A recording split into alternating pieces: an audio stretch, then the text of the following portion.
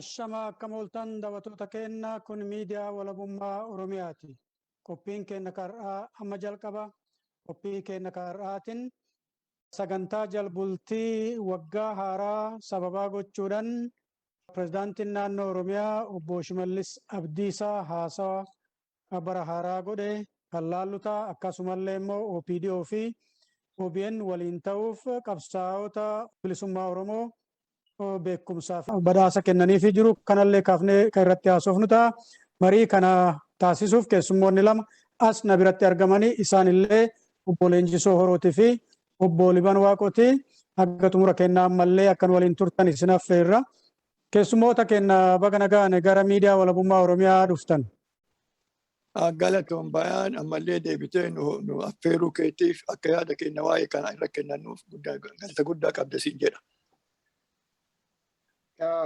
Anilleen bayyaan guddoo galatoomii jedha maaliif akka yaada keenya dabarsineetiin uummata keenya daandii inni irra deemuu qabu itti akeekuu firii argannee fi guddoo galatoomsiin jira. Ayyee sillachuu galatooma. Gaafin itti aanu haasawa Shimalis Abdiisaa waggaa haaraa kana ilaalchiseetiin dubbate ta'a.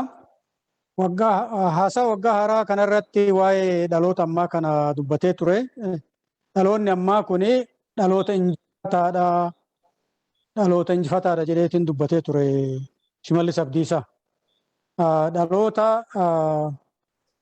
injifataa dhaloota qabsoo kaleessa jaarraa abbaa gadaafaa jeneraal Taasise Birruufaa Baaroo Tumsaafaa akkasumas warroonni birallee jeneraal Waaqoo Guutuufaallee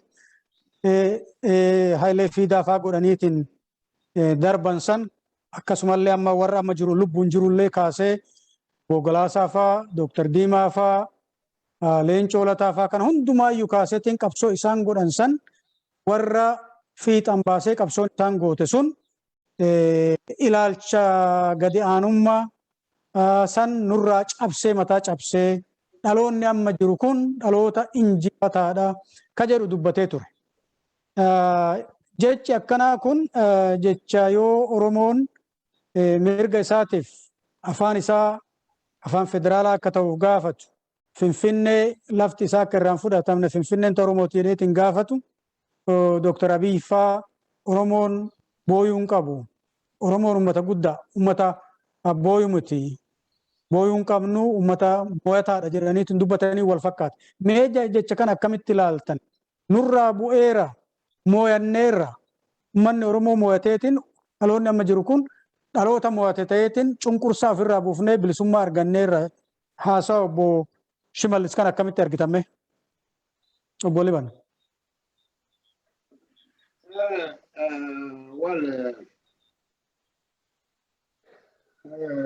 Obbo Shimalis la dubbate mammaas tokko jira beektaa mammaasi jiru durii warri Oromoon durii loon horsiifataa warri horii qabu ganna aanan kan irraafata. Dhadhaa keessaa baasee dubartiin dhadhaa keessaa baaftee dhadhaa kan hin kuusan. Akka guyyaa bonaafaa yoo boni jabaatfaa nyaatan akka nyaataan mi'eeffatan dhadhaa kan hin kuufatan. Dubartiin takka dhadhaa raaftee dhadhaa kaan buttee keessaa baaftee qorii keekkeettee saree tarmi sibirtaa mana eeggatteetiin ollaa waa fudhadha jetteetiin gabbaate. Yookiin gabbaate sareen dhadhaa kaanis hagisiin deebisan raabdee fixxe. Jennaan ol deebiteennaan saree medadhaan jennaan hagbee kan mana eeganii jettedha. Hagbee kan mana eeganii jettedha. Shimallis illee hagbee kula dubbate. Warri inni faarse inni fa'aa akka ta'ellee lagarra akkuma tireefu maqaa dhoofte kan warri qabsoo Oromootii miidhamee fi warri qabsoo Oromoo miidhe wal makee Oromoo ittiin gowwoomsuuf hojjete. Amalee cola taafaa garbummaan irraa cabsedee tini dubbachuu diimaa na goofaatti qabsummaan irraa cabsi jedheetiin dubbachuu galaasaa fa'aa qabsoon irraa jedheetiin dubbachuu warri kun hojjetaa baay'ee beeku biratti ummata akkasii biratti qabsoon irraa garbummaan irraa cabsi jedhanii yoo dubbataniitiin jedhanii hagbee kan dubbatanii jechuu dandeenya. Waggaa 20 ol 30 ol ka galaasaan Harargee keessa ture jaarraa hadhaa ture. Waraan jaarraa cabsuuf tattaafachaa ture. Dargi hadhaan ture. Jaarraa hadhaa ture. Waraan jaarraa ajjeesaa ture. So garbummaa Oromoo cabsemoo garbummaa Oromoo irraa cabse yoo lennees hin jenne firdiin ta'u uummata Oromoo ta'uu hin dandeenye. Diimaan kan godhee leencoon tan godhee jenneetiin irdeebneetiin yeroo ta'een balleessuu hin dandeenye.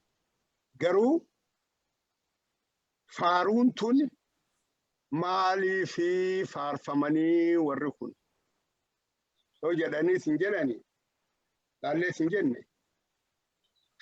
Keessin beektu keessummaan seentee bultee jedhani.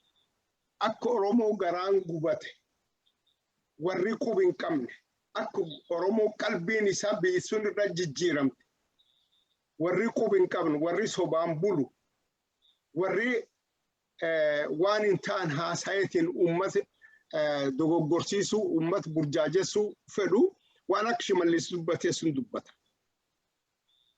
Ilma abbaa gadaa haa jedhaa. Ilma abbaa gadaa jedheetiin namni yaa. Abbaan gadaa Liban baga kaaftanii ilma abbaa gadaa ka jedhu kana irratti haasawuma isaa san keessatti illee ilma abbaa gadaa ka jedhu kana kaaseera. Ilma abbaa gadaa jedheetiin ilma abbaa gadaa Prime Ministeriin kenna Obboo Abiy Ahmed OBN kaameraa dhuunfaa kennuudhaan OBN jalqabsiisanii jira. Kabiraa immoo addunyaa irratti biyya san Itoophiyaa nagaan beeysan Nobel laureatiin kenna jedheetiin nagaan beeysanii kan nagaan beeysan Oromoodha jedheetiin dubbate. Itti deebi'a. Duuba ilma abbaa gadaa jedha. Ilma abbaa gadaa jedhani. Ilmi abbootiin gadaa Oromoo amma tan isiinuu akka qeesii beeti kiristaanaa Itoophiyaa yaayyuu baay'atte abbootiin gadaa namni jedhan. Qabaleedhaan waradaadhaan maaliidhaan atilleen abbaa gadaa atilleen abbaa gadaa atilleen abbaa gadaa atilleen abbaa gadaa jedhanii namni koofiyyaa surree ruufaa marateeti yaa'u likkiin qabu arra. So gadaanuu baddeertii jechuun danda'ama yoo abbaa gadaa akka akkan baay'ata gar. Duri abbaan gadaa odaan abbaa gadaa qaba. Eegi gadaan laafuu jalqabdee sin jette ka Islaamaa gadummaa hin dhiisee ka Kiristaanaa gadummaa hin dhiisee ka waaqeffataati gadummaa waliin Booranaaf Gujiin. Arriyo laaltee sin jette sheekilleen abbaa gadaati. Qeesiilleen abbaa gadaati. Kiristaanilleen abbaa gadaati. Yoo gadaa tan keessa amantiin waaqeffannaa jettu jiraatte amantiin waaqeffannaa yoo siin Nabii Muhammad ka recognizing goon taate ka Kiristoos recognizing goon taate nami sheeka tokko akkamiin abbaa gadaa ta'uu danda'a. Nami qeesii tokko yookaan nami kiristaana tokko akkamiin abbaa gadaa ta'uu danda'a. Confusionii guddaa Oromoo idduutti oppidiyoon uumtee jechuudha kunin. So ilma abbaa gadaa ta'e jettu yoo deebinee sin jette abbaan Abiy gaafama abbaa gadaa ta'e. Yookaan abbaan gadaa ka Abiy dhalchi kun eenyu gaafiin tun deebuu qabdi. So callifteetiin nam tokkoon ati ilma abbaa gadaa yoo asittee sin jette waan fakkaataatii miti. Ilma abbaa gadaa yoo jettee sin jette. Inni lubayyuu hin qabu. Lubbuu malee lubni hin qabu Abiy. Akkamiin ilma abbaa gadaa ta'uu danda'a? first of all. Nami lubbuu malee lubbuu hin qabne. Nami gogeessi hin qabne. Nami gooroo hin godaan. Akkamiin abbaa gadaa ta'uu danda'a. Sun dhibbi tokko. Kaani yoo reefu haasaa Shimalis caqasu I don't know, minalbaat gaafii diqqoo si dur fiigina fakkaatti gaafii waan Itoophiyaa maani maantisoo jedheetiin inni haasasuun adoo keebbuu baadheera naa wayya wanni inni haasa'u waan mataa qabaatii miti. Armumatti yoo dhaabnaa wayya maaliif gaafii tante fa dur ceheetiin akka feetetti Ayyeta itti aantu irratti gaafii itti aanu irratti kaasuu dandeenya. So tanaaf Abiyyi jedhee beenu Shimalis jedhee fi Shimalis dubbateef dhugaa dubbateen hin jirtu. Namoota qabsoo Oromooti biyyi tana waan guddoo hojjetanii jedha. Biyyi tami gaafiin amma kaate biyyiti tun tami fakkeenyaaf Sadiimaan faan hojjetaniif. Leencoon faan hojjetaniif. Biyyiti tun tami. Biyyiti tun Oromoo qabsoo Oromoo laaffisuutti Itoophiyaa hojjetan isaan jechisiisamoo ABO maqaa jedhuun haasaa turuu isaaniititti biyya sana hojjetan isaan jedhamoo shanee jedhee Shimalis arrabsu sun jaarma jari jaare jari keessatti hojjetaa ture waan ta'eef biyya sana hojjetan jedhamoo tamii biyyiti sun tamii Itoophiyaa moo Oromiyaa moo magaalaa Finfinnee moo biyyiti sun tamii tajaajilu kun hojjetee fi faarfamuuf ga'e. Gaafiin deebiin qabne tana. Asumaan dhaabachuu naa wayyina fakkaata. Ayyee galatooma Liban Leenjisoo gaafii kana irratti akkamitti argita haasaa Shimalis kana dhaloonni amma jiru kun dhaloota mooyata dhaloota injifata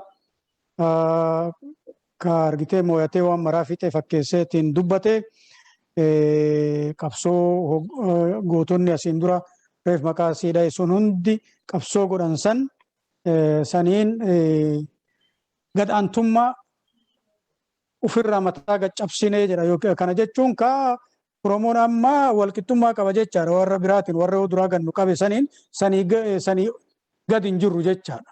Mee kan akkamitti injifannoo argateera uummanni Oromoo dhaloonni amma injifannoo bilisummaa barbaachisu argateera. Galatoomee tokko namni tokko to be fair ta'uuf inni namoota hedduu maqaa waamee maqoonni inni namoonni inni hundumaame kun hunda qabsoo Oromoota kontribuutii warra godhe. Oromiyaa adda jirtu tanaaf qubee adda argamte kama Oromoo adda tokko ta'ee dhufe kanaaf bu'aa guddaa gumaachaa godhaniiran. Namni dogoggora jidduu keessa dogoggora hojjetuu hin danda'a yeessu hin danda'a. Garuu seenaa keessatti first time yeroo qabsoo Oromoo keessa warra guddaa ni baase jechuudha. Maqoonni inni dhaame kun hundinuu bu'aa qabsoo kanatti godhaniiran. Maaliif inni maqaa kanneen waame ka jedhu gaafiin guddichaa malee jarri kun hin goone irraayyuu miti. Jarri kun godhaniiru. Maaliif isin fakkaatu? Maaliif maqaa isaanii waamuuf deeme namni kun? Kana argitee maal barbaadee? Namoonni kun barbaadoo isaan ajjeesaa warra biyyaa baqachiisaa turanii.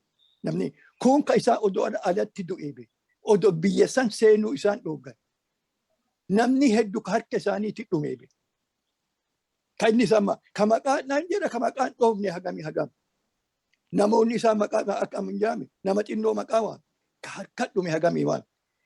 Ka adda inni maqaa waan hedduu maamuu danda'a namichi kun. Alanii jaatan yaalii fakka ajjeese eenyu yoo jettuu ilaallan. Leggasee waggii fa'a eenyu ka ajjeese dhume barbaade.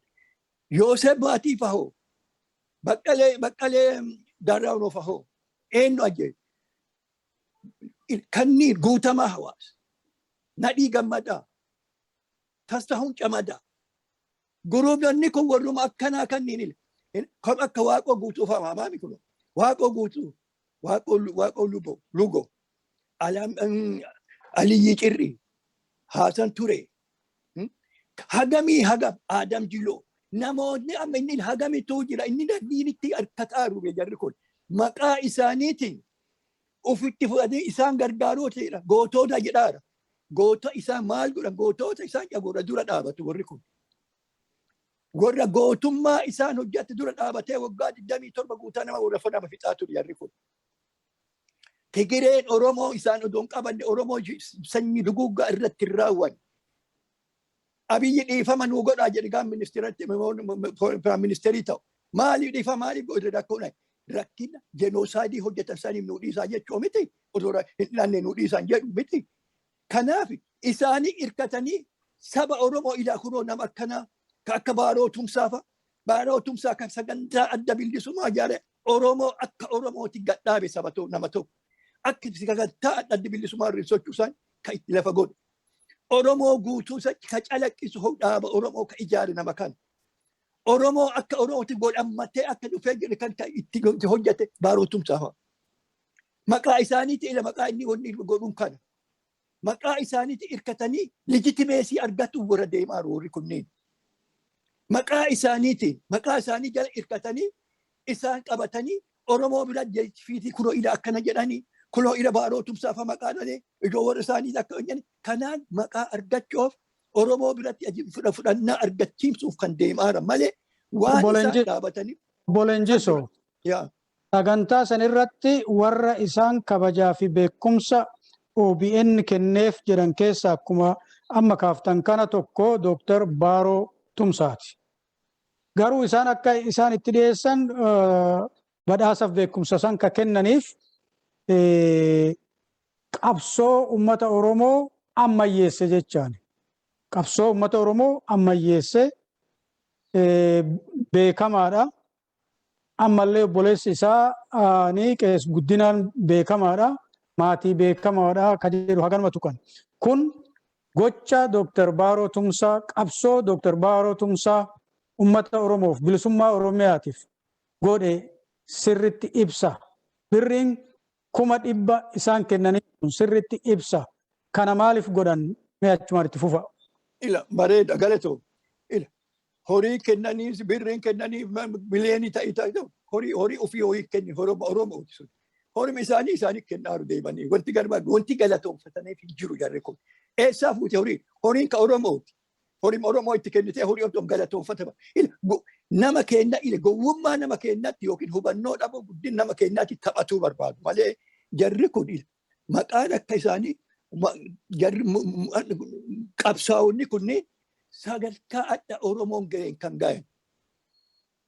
Garuu jarri amma isaan maqaa maamu kunniin warra qabsoo kana dhabamsiisuuf itti duulaa ture. Waggaa 20 guutaa keessa hidhatanii nama lafarraa haqaa turan.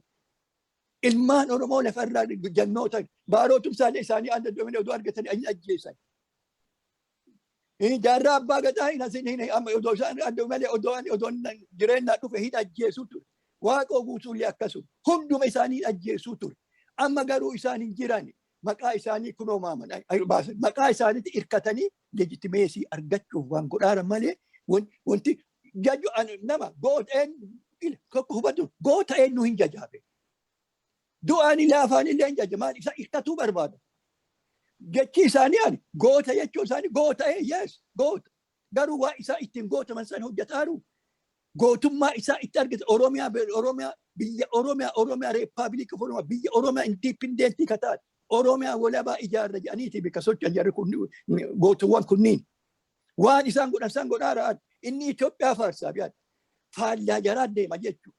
Faallaa jaraa faarsaa jiraan goota jedha. Maalirra goota jedheen himnu garuu. Kana godhanii kanarra gootan jedhu. Garuu inni kan inni nuu keessa adda jiraatee makkima isaanuu dhaqee hojii isaan argatanii silaachuu dhufuu tureeyyu.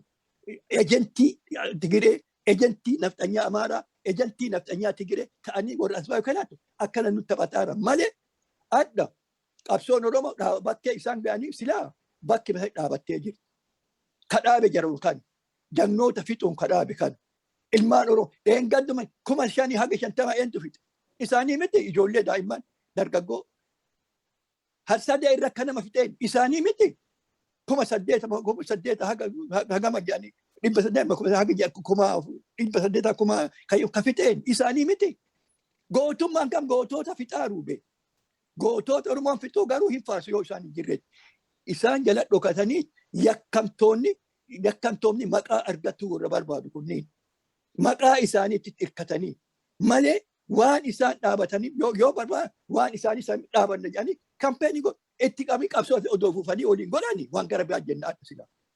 Ta duri goonee dhiifama nuu godhaa jedhanii saba Oromoo dhiifama gaafatanii qabsoo Oromooti yoo makamanii qabsoo walabummaa Oromiyaa yoo deemsisanii dhiifama godhaaf sabni Oromoo ka darbee garuu achirra ta'anii Itoophiyaan malee jedhanii ijoollee Oromoo diinatti dhoofaa Amaaraa dhallee Oromaa yuudamnu jedhaatini Oromummaa yuudamnu jedhaa Oromiyaa hin battan jedhaa yoo isin haasaaf isaan Itoophiyaa warra jaabe kunniin garbicha Abashaa jecha garboota kana qabateeti nudduulu malee qabsoon Oromoo adda dhaabati kan dhabeeti hidhee gadu amma isaa irra jirti jechuudha.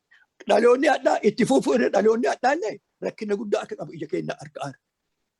Dhaloonni darbe 60moota 70moota 80moota itti godhe sun achi hin jiran. Dhaloonni sun gabbaa'ee qabsoo itti dhasuu tokkummaan gabbaa'e. Kadhaa meet kan inni dhaloonni inni asiin nuga inni jiru kun ka faca'e kanaa miti. Inni warra faca'e kana gammadaara yaadda. Warra faca'e kanatti gammadaara jechuudha asiin nugaa faca'aa kun nugaa jaara.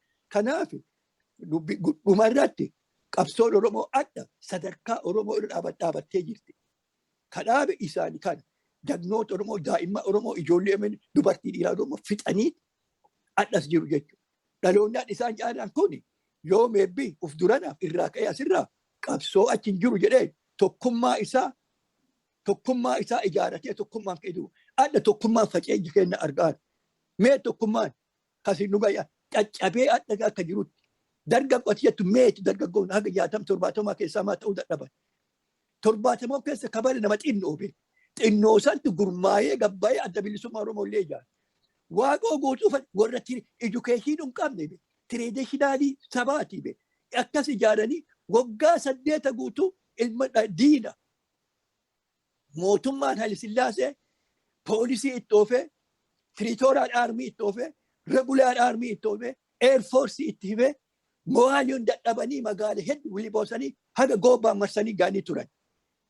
Ameerikaatti qaxanii Air Force bomberii akkiilootti bomberii Airfeeraa irraa fidanii Ameerikaa dhuftee tireenii gootee Biriitishii injineerii gannaalee irra akka hojjete Biriitishii Army injineeroota fidanii Israa'eliin militarii tireenii ka godhatanii baaleen sochoosuu dadhabanii boola dhumanii akkuma sooddaa dadhabanii Oromoonuu achitti waraanni Oromootu waraanni Regular Army si Territorial Army tu konfliktii galee walitti maaliif Oromoonni ka'uu kanarraan kan ka'e Haile Sillaaseen namoota keessaa baasee guutamaa eenyu jaagamaa kellootitti nama achi baalee dhalate ani itti kennanii baay'ee moo kolloo jeneraal Waaqoo guutuu wajji argee biro taa'ee nagaa naasame piisii masanuu buusuma traditional agas kaloole education hin qaban modern education hime beekuma naacherii uumaan kenneeniif lolaniin.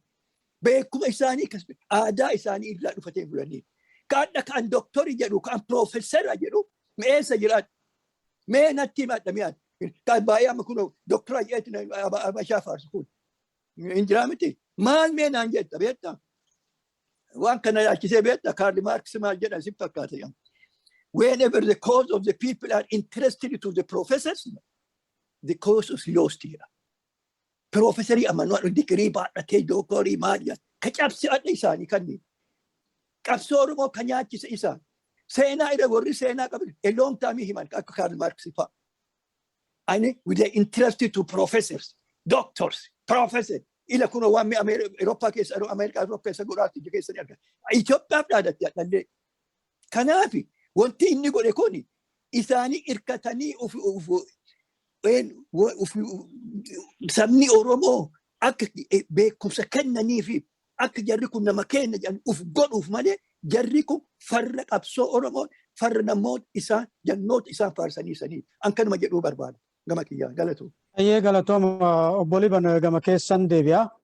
Mee akkuma haasawaa san keessatti isaan jedhan yoo namoota beekumtii fi badhaasa kennan mee gara Booranaa deemna amma jedhanii gara Booranaa deemna jedhanii anillee akkasuma mee gara keessanitti deebi'a obbo Liban nama isaan beekumsa kennaniif kana isin hin beeytanii meejar yookiin shaalaqaa jaatanii aliiti. garuu achirratti afaan Ingilizitiin ka dhiyeessaa ture lieutenant raankii militariitiin lieutenant jedheetiin waame. I think sun dogoggora. Haa ta'u immoo jeneraal meejor jaatanii alii isin hin beeytanii akka itti du'e hin beeytanii Keeniyatti ajjeesanii harka namaatiin ajjeefame. Bara meejor jaatanii alii kun Naayiroobitti ajjeefamu OPDOtu biyya bulchaa ture. Warrumarra biyya bulchu kanatu warruma OPDO amma jirtu Abbaa Duulaa Gammadaa fa'aa jeneraal Baacaa Dabalee fa'aa warruma amma jiru kanatu bara sanillee jira. Shimalis Abdiisaa OPDO bulchuu baatellee paartima bara san turee fi qooda waan bara san ta'e keessaa qooda qabu keessaa nama tokko. Kanaaf waan paartiin sun hojjate itti gaafatama jecha innillee. Kanaaf yoo meejor jaatanii alii kana badhaasa kennaniif akkaataan isaan itti dhiyeessanii meejor jaatanii alii barumsi Boorana keessatti akka dhufu ka godhe keessattuu barumsi dubartoonni akka barattuu ka godhe jedhaniitiin kanaan badhaasa kennaniif. Akkuma reef jedheetiin jedhe meejor jaatanii alii nama ajjeefame tokko sirna santu ajjeesee akkuma nu beeynu. Akkasumas jeneraal Waaqoo guutullee Keeniyatti du'aniitiin amrii ta'aniitiin janaasni isaanii biyya gale jecha. Wanni biyya alaatitti hayya dureen jaarraa abbaa gadallee akkasuma wanni biyya alaatti du'aniif isaan dheessuuf isaan jalaa baqatanii biyya isaanii keessaa ba'an jecha. Mee warrummaan kana hundaa godhee biyyaa baqachiisee nama baasetiin namni biyya alaatitti du'eetiin gale jedhaniitiin himan kun badhaasa beekumsa goota jedhan kuni dura ummata kanaaf badhaasa kennuuf warra malu isaan. Yoommoo argitaniitiin nu harka keessaan qabnu waan san hundaayyuu Tigreetu akkama jedhan kanattu Tigreetu dalage malee nu keessaa harka hin qabnu jedhaani jiru ummata Oromooti. Mee kan akkamitti ilaaltu? Waa'ee achumaanuyyuu waa'ee meejor jaatanii alillee achumaan qabsoo kanaaf gumaata isaan godhan ummata Oromootiif waan godhan achumaan nu himaatii mee itti fufa.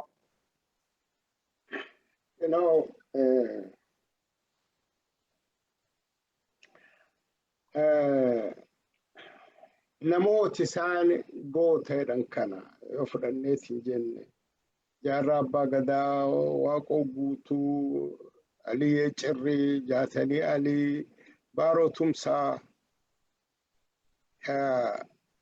jarii goot jedhee faarsu kana opposite their dream hojjechaa oobjuu fedhii warri qabu oobjuu warri ummatu fiiti objatu fedhii warri ummatu fiiti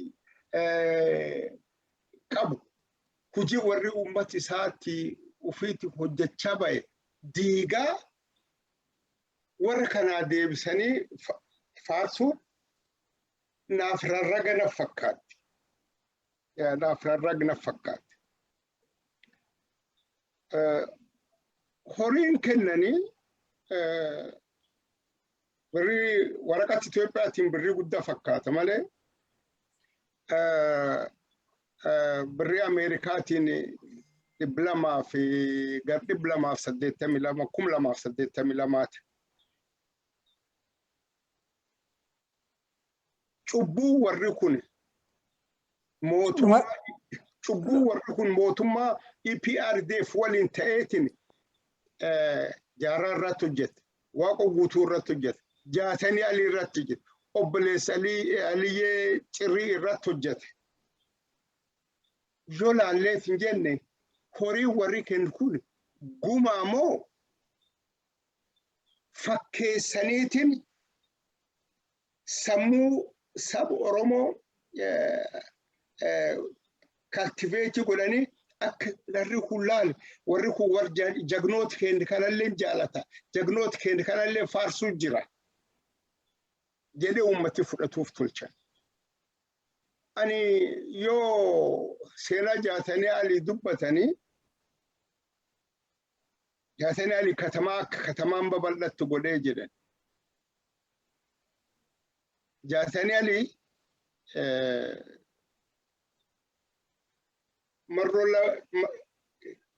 marro duraan yoo inni literacy campaign idges bebres jedhan suni geegessu kibbatti duoti irratti attempt goote sullee jala bahe eentu godhe warra arra lafisaa laf Booranaa kutanii kennanii fi itti godhe dhibba Soomaleetiin dhibba warsiyaad barreetiin nam kan Booran keessa ajjeefnu malee wanni nufeen hin taatu jechuudha. Gaaf Soomaleen Itoophiyaa haase jaatanii alii daawwaa fi galaan kosoo iddoo lamaanti fulaa waraanii shiftaan Soomalee itti namaatu waraanii Soomalee itti namaatu kanni keessa hin jirre kanni jannummaan keessin oolin kanni hogganummaan keessin oolin kanni ittiin beelaa'in kanni ittiin dheebotin hin jiru. Jannummaa isaa dhossanii biyyi suni madaahu biyyi suni du'uu isaa dhossanii magaalaa babal'isuun maalti sotti dhuga jaatanii ala akka barnootii guddatu. Viizhiniin inni qabu Booranii yoo hin baratin uummati yeroo hundayyuu ciqilfamu ta'a. Uummati yeroo hundayyuu gada'aantuu ta'a. Kanaaf Booranii barachuu qaba. Yoo waan dhibiillee dhabeetiin ijoollee guddiseetiin barsiifachuu dadhabe katamaa galeetiin duuriyyeelleen isa baaddaa jiru irra baratti.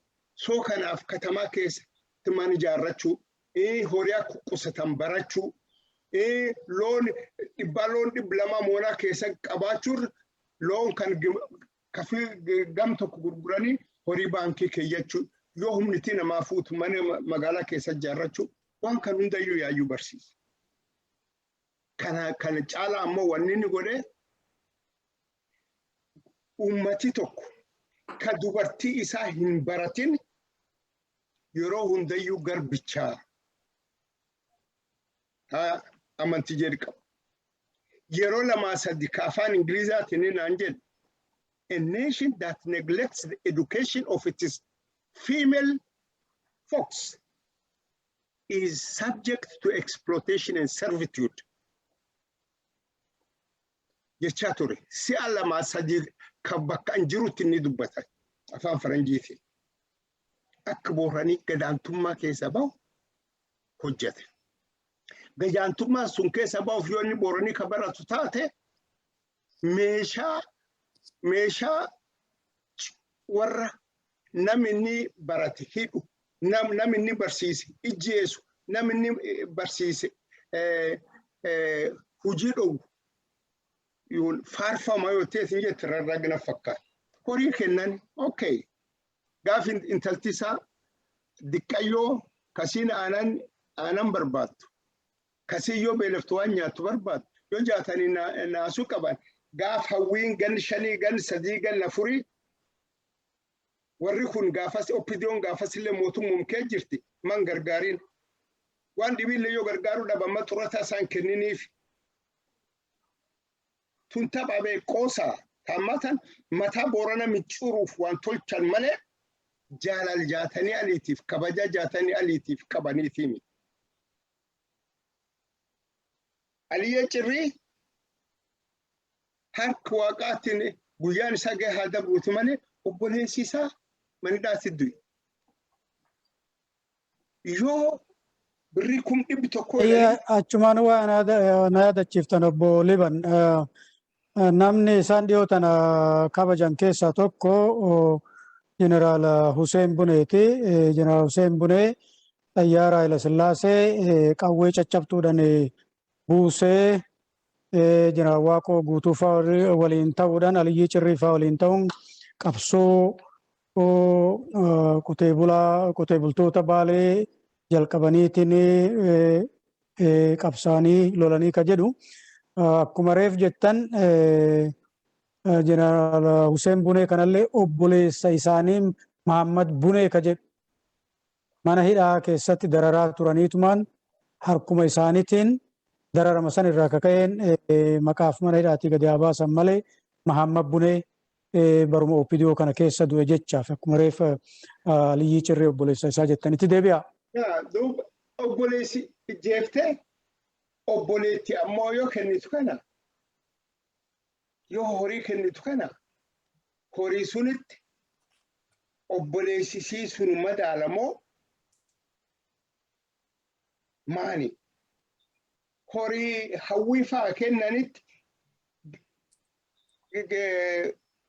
guma jaatanii aliitii madaalamoo maani horii warri jaarraa abbaa gadaatii kennetti obboleettii jaarraa abbaa gadaatii kennetti hagancuuf jaarraa abbaa gadaatii wal qixxee ta'eetiin kenname moo maali dhu'atetteetiin jette uummata kana sammuu isaa jijjiiruuf qalbii isaa jijjiiruuf madaa isaanii suni akka irraanfatan tolchuuf hojii hojjetama. Ammallee xiqqoo jaatanii aliitti deebi'uu barbaada. Namni jaatanii alii hin beeku. Jaatanii alii gaaf iskuul madaanaaleen baratu guyyaatti torbaan tokko keessatti guyyaa tokko timirti ministeerii oola. Ijoollee Booranaatii bakka kadhachuuf boordiingi iskuulii akka isaan dhufanii galan kadhaa sababii jaatanii alii straight namni kilaas keessatti straight student top 10 ta'ee wanni inni directly SLC fudhateetiin university directly hin galle pointiin isa ta'a abbaa diinaa isa galchitu tolcheetiin abbaa diinaa galeef is because of Boorana. Ado Booranaa man barnoota kadhatu jireenyi isaa dedhee fuulduree isaa dedhee maarkiin inni fitta abbaa diinaa isa galchitu qof ta'ee abbaa diinaa poolis kolleejii gale. Poolisii ta'uu jaalateetiin achiin duubatti ka deebi'ee waan cuuf qajeelfatee Addis Ababa Yuunivarsiitii deebi'ee gale. Haga dargiin dhuftu. Jaatanii alii nama gaafa dargiin Haile Sillaasee wanni godhuuf poolisii officersii walti baateetiin mari'attu ka'eetiin yaamee anin du'a waan du'uun dubbadhaa isan ammoo waan an du'eef sun jabeessa jedhee poolisii officersii gaayidii godhee akka armii poolisiin sappoortii godhe nam tokko. Ummat suni lafa agasii hojjetu jaatanii ummat riskii agasii ummataa fudhate jilamchuuf underground seeneetiin eegee wanni cufti qabbanoofteennaan achi deebi'ee dhufe. Wanni jira kana gaara hagamitti Useen Buneefaan gaara hagam koran dhakaa hagam irra gabbu'an gufuu hagamitti isaan dhaye guyyaa hagam beelahan guyyaa hagam dheebotan injiraan akkamitti isaan nyaate. Madaa hagam madaahan. Namni laf isaan keessatti lolaa turan ilaan hin argine taphitti fakkaata. Anin 2018-2019 gaaf dhaqe Aliyyee Umare asin madoof asitti akkan ta'an asin akkan ta'anidhe yoo akkam diqqaate dirree waraanaa 30 ol nagarsiise.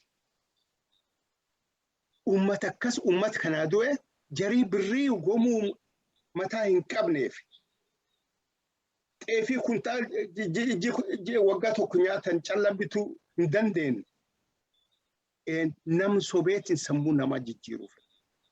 Maal isin fakkaatu obbo Liban dhumarratti egaa birrii sagantaa san fixani Shimalis Abdiisaa malleen xiqqaate miliyoonatti ol guddisee jedhee murteessee yoo jiran dhugaa fakkaata moo look namaan sobuuf.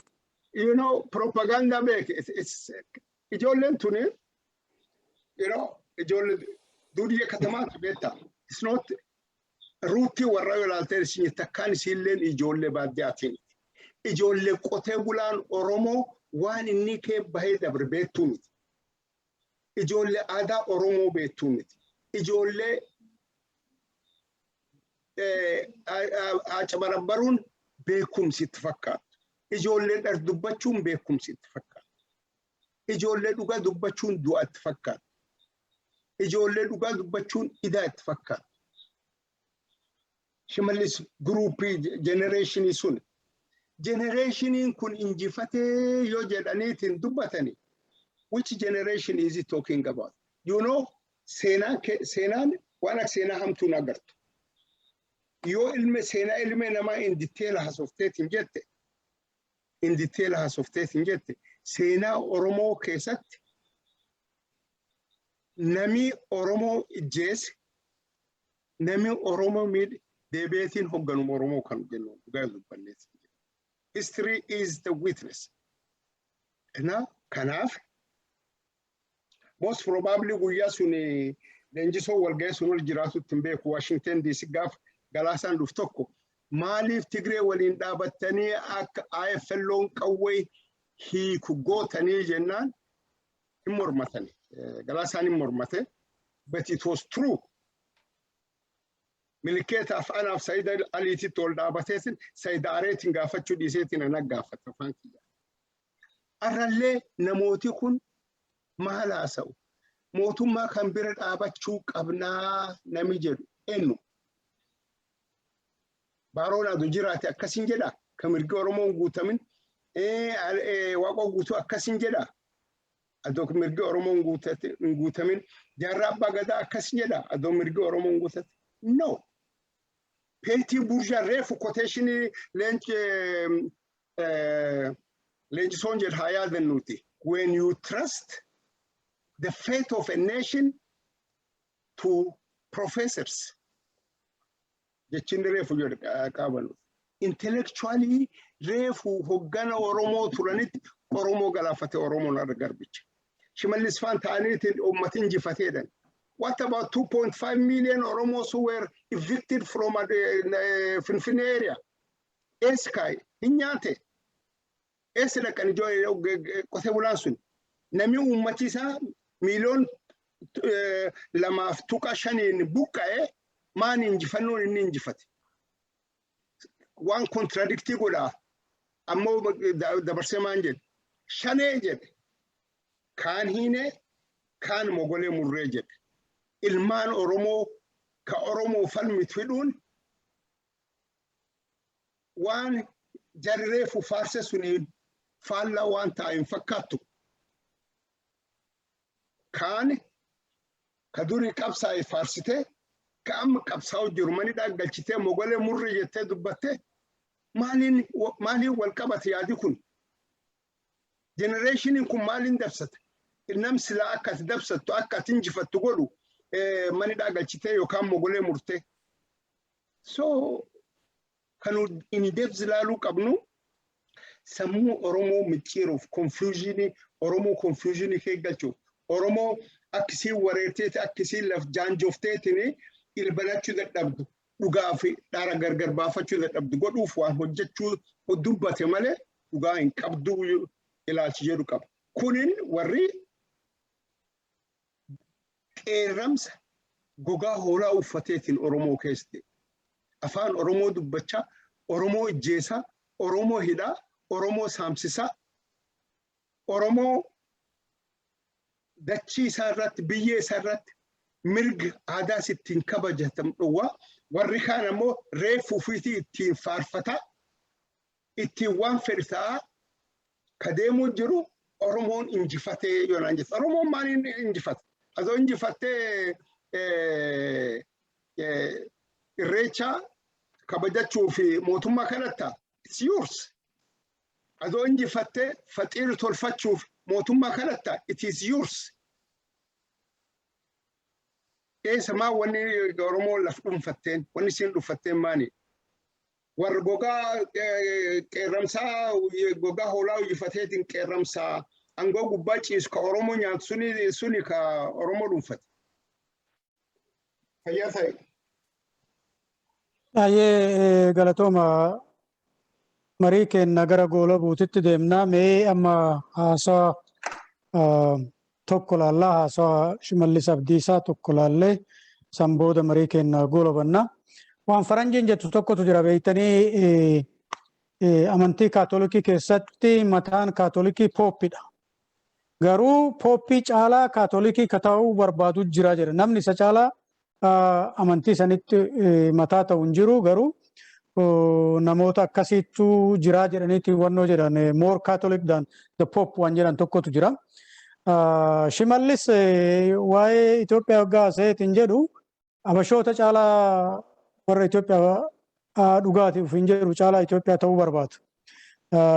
Akka pirezidaantii naannoo Oromiyaatitti yoo haasa'u maraayyuu akka waan pirezidaantii Itoophiyaa ta'etti haasa'a. Baay'ee haasawaa isaa keessatti haga Oromiyaa jedhu caalaa Itoophiyaa akka jedhutu baay'ata yoo lakkooftan haasawaa isaa keessatti. Amma dhiyootanallee haasawaa guyyaa waggaa haaraa jedhanii OBN qopheesse kana irratti OBN yoo faarsu maal jedhee OBN Oromummaa fi Itoophiyaa sirritti ijaaree jedhe. OBN miidiyaan sun Oromummaa fi Itoophiyaa sirritti ijaaree jedha.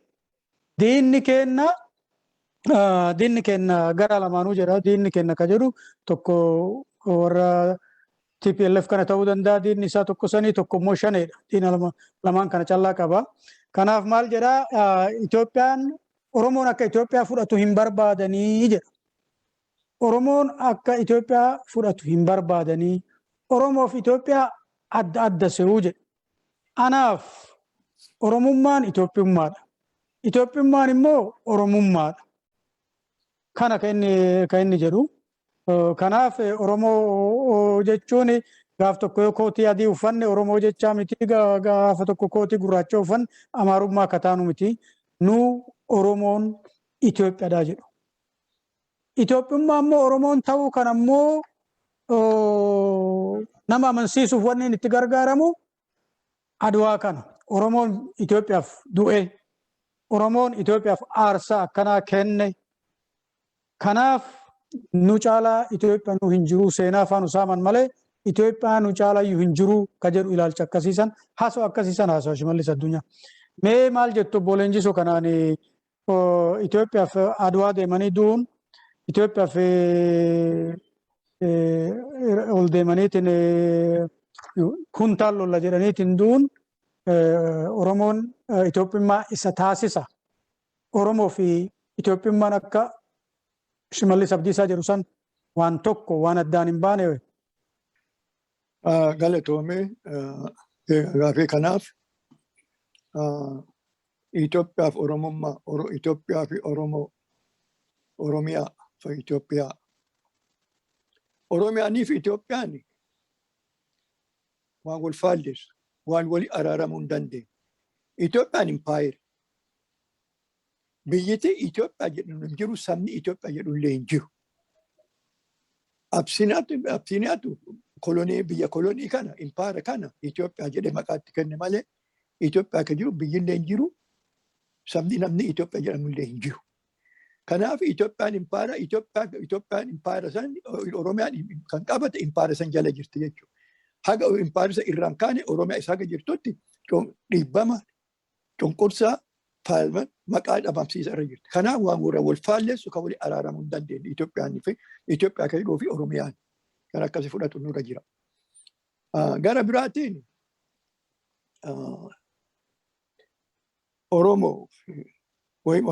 Oromoo jedhaa Itoophiyaaniif Oromoon tokko wal fakkeessu.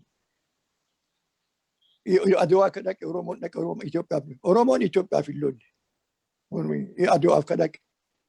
Oromiyaan baba koloneeffatame humnaan itti oofame.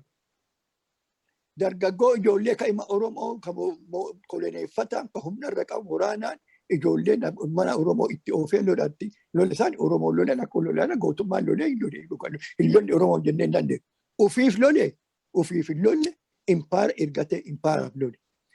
Biriitishiin Adunyaa kan irra the sun will never set in the birth impaayera ka jedhamtu maali? Biriitishiin namni isii loleetti biyya kolonneeffattu hundaa humnaan itti oofe. Biyya dhattu hundaa namaan dhattee nama isaatiin lolaafe. Ooftee isaan Afrikaa keessatti Indiyaa qaba. Indiyaaf kolonneeffattee Indiyaa bulchitee Indiyaa hiitee Adunyaa irra ka ooftee kolonneeffattee Indiyaa population isaa guddaa ture bara sanuu. Indiyaa akkas godhan. Mootummaa gara mileenii hagamii World War II itti oofte. Indiyaa kadhumi achitti hagamii Indiyaa. Namoota koloneeffatan itti ofii duuba ta'anii itti oofisatu dhufu. Maqaa akka fudhatu garuu isaan maaliif kalolchiisa isaanii maqaa kiyyaaf lolasiin jedhu isaaf yoo malee kana amma akka Shimalis Oromoon Itoophiyaa fi Adwaa irra sobaa kun argite Oromoo fudhachiisuuf tattaaffii yeroo dheeraa ta'amaa ture. Adhallee ittuma jiru. Maaliif Oromiyaan biyya kiyya Oromiyaa jedhee waan ka'uuf.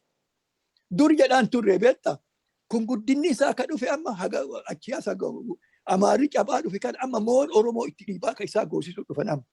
Warri akka Abiyyi warri akka kunniin guruuppii kunniin Oromoon Adwaa kan dhaqeen itti oofamee humnaan dhaqee dhume irratti hin lolelle dhume kaloleef ofiif hin lolle warri Itoophiyaa irraa of hin lolle. Mee haa fudhannu bara Adwaa hin haa fudhannu baruma Xaaliyaaniin Itoophiyaa wanna goote kana 1960. Magoota hedduu humnaan itti oofa namni humnaan itti hafe hin lolle. Naannoon kun hin dide arseen hin dhanne hin lolle. Warreen garbaan dhanne hin lolle. Garuu tuulamaa kana keessa waan qophatanii jiran humnaan itti oofan. Irra waan ciisaniif akka biyya kaaptaan mootummaa achi mooraanni achi ciisa poolisiin achi ciisa humni isaanii ijoollee guddin itti oofan. Westeen Oromiyaa fuudhu. Machaa tuulama Wallaggaa fuudhu. Machaa tuulamaan itti dargine waraana. Eenyu bulchaa yoo isaan Wallaggaa akka ture hin didan. Hennaa Xaaliyaanii as dhuftee hennaa isaan jettee Xaaliyaan seentu maal godhan? League of Nationitti recognition nu godhaa jedhanii itti galfatan. Itoophiyaaf hin dhaaban. Kileerii numaan dhuriye. Yoom odoo ta'e yoo san Itoophiyaaf dhaabatanii turre yoom dhaabatan addatti akka Oromootiin nu beekaa kan League of Nationitti ni Xaaliyaa galfatan. Maaliif Oromoon nu Itoophiyaa miti jechoo kileerii nu mul'isa. Waan kileerii ka ta'e kun. Achi as kadhame maali? Yoo Haile Sillaaseen deemu lolli ta'e bakkee hundaatti hin beeku. Arsii keessattuu Riifti Vaalii keessatti. Haqadhaa Riifti Vaalii nama inni fidhan. Matarayyasii nama lafaa lanni laangannoo jedhan dhiiga ta'e nama fixanii. Kanarraan kan ka'e haga Sillaaseen turre liineessan Amaarri hagadhaa qubatee hin beeku beektu naannoo isaa. Maaliif gannoon sun gadoo guddaa. Kanaaf Itoophiyaan soba Oromoo dhaloota amma dhufu kan oduu information hin qabne kan ittiin gowwoomsuuf. Hojiin isaanii hojii warnaaf si'ee fi miti. Yoom nu'uuf miti kaasu namni kun. Namni kun kaasa ijoollee dhalattuu hadha jirtuuf. Ka seenaan beenu. Seenaa sobaa barsiisu. Nu Itoophiyaaf duune akka jedhan gochuuf gara. Maal Abiyyi akkuma dhufee maaliif ijoollee masara mootummaati Arat Kiilootti maaliif ijaare Kamilike akka inni jedhee Profeesari Biraanuu Naggaatti hin beektan. Dhaloonni amma dhufu kun Oromoo kana akka kana irraanfatu sammuu isaa keessa kan tan irraanfatanii kana waan gareedaa hojjate jedhanii beekaniif ijaaree jedha. What is this? What memory memory ijoollee addaa keessaa kan akka argane kan durii kan itti galchu jechuu akka hondoo kana. Kiliirii kan argitanii Oromoo duulli adda Oromoo irra jiru kana kan jennet Oromoo irra jiru. Eenyuun deema Oromoof nafxanyaa wal qabattee deema. Kanuma argina adda maal? Fagoo nu deemsisa. Adda kan deemaa karaa hundaanuu kan. Kamaxxan sigire kamaxxan adda maaliif deema sigire? Oromoon kamaxxan sigire Amaaratti nafxanyaa lachittuu kamaxxan Oromoo taatu. Maqaa diimokiraasiitiin itti maxxan. Maqaa federaalizimii itti maxxan. Maqaa transitional government mootummaa ce'umsaa jiruun itti maxxan. Adda kaa'ina ilmaan Oromoo kan akka duraan haasaa ture san dammii keenya lafaa fixatta itti maxxanaaru Oromoo. Gaafii kanaaf Oromoo wal gaafatu irra jira. Maaliif sabni hagana ga'u kun? Qabeenyi isaa hagana ga'u kan? Biyyi isaa guddinni hagana ga'u kan? Ofii tokkummaa ofii dhabee, qabeenya isaa kan lafa sirraa dhabee, biyya ofii dhabee, diina maaliif hirkata ka jedhu gaafii kana nu gaafachiisa. Maaliif tokkinni isaa kana? Warra Itoophiyaa yookaan amma kun akka Shimalis kan goote xaqqaamiti. Kumaatamaan ciisu miliyooniin ciisu Oromiyaa keessa. Kana kan argitu dhaqee Tigiratti illee qabu. Kun Tigira hirkatee kun Oromoo fi kun Tigira hirkate kun Amaaratti hirkate nafxanyoota lachuu Nafti jechuun qaawwe. Naftanyaa jechuun setileerota kana naftanyoota setilii biyya Oromoo irra gahu. Setil kolonaalizoota jechuudha. Setileer koloneeffataa kanatti tamadhaan Oromootu jiraadhallee ka isaa booyan. Oromoo walabummaaf ijaaramee guyyaa tokkollee Itoophiyaa jedhee lolee hin beeku. Guyyaa tokkollee Itoophiyaa dhagaabatee ani Itoophiyaa jedhee ofiin hin beeku. Guyyaa tokkollee Oromoodhaan Oromiyaa jedhe.